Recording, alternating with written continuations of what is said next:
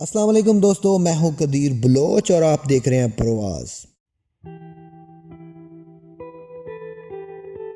दोस्तों, हम में से मेजॉरिटी का एक मसला है। तुम्हें पता है कि तुम्हारा मसला क्या है? तुमने अपने फैसले अल्लाह पे छोड़ दिए हैं, मगर दिल से नहीं छोड़े। तुम अब भी चाहते हो कि काश वही फैसला हो जो तुम्हारी ख्वाहिश है।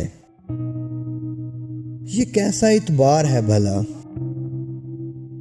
भला समंदर के बीच खड़े शख्स को इस बात से क्या गर्ज, कश्ती आर लगे या पार।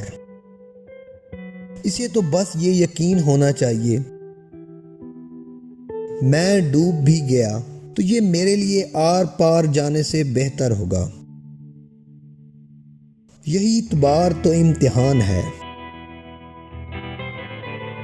अल्लाह जितनी मोहब्बत अपने बंदे से करता है, आपके गुमान से भी आगे है।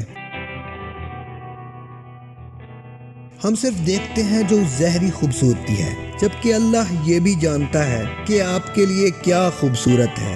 यकीन करो, जिस दिन इस इतबार पे फैसला अल्लाह पे छोड़ोगे कि जो भी हुआ मेरे लिए बेहतरीन होगा, इस दिन ना सिर्फ आप बेचैनी से निकल आएंगे, बल्कि फैसला आपके यकीन से ज़्यादा बेहतरीन होगा।